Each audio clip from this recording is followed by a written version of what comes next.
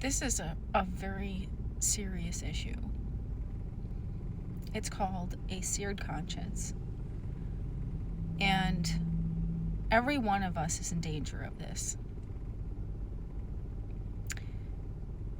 When we receive the Holy Spirit, we are receiving His instruction.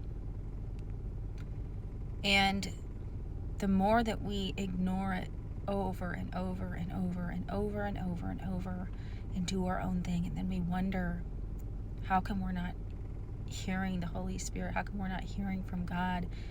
When really we only want to hear from God about the things that we want to hear about and not His instruction. The more that our conscience becomes hardened, we don't feel conviction eventually about those things that we know we need to be doing or not be doing.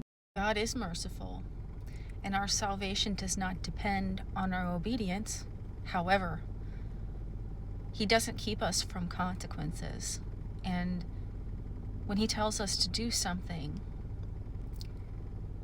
it is for our benefit. It is for victory. It is to keep us from the consequences that we are laying out for ourselves and that the devil has planned for us. And I talk a lot about His grace and His mercy, and the truth is, He's gracious and merciful to convict us, to guide us and protect us. And we have to trust that when He gives us instruction, it is for our benefit. He knows what He's talking about. Of course, God does forgive.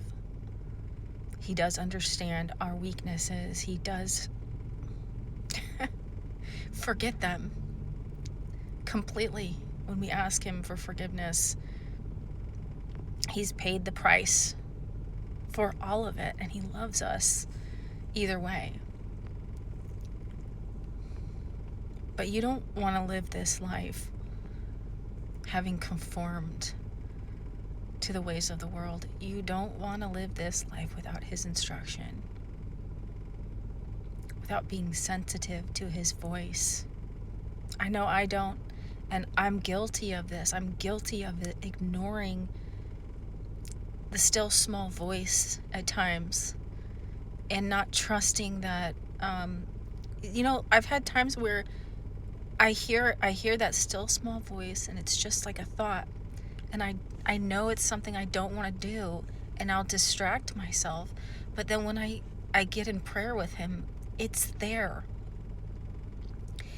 And the more that you ignore it, the less it's there. That doesn't mean it's gone away. That doesn't mean He's changed His mind.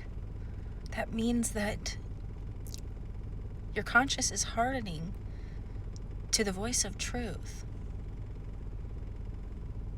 And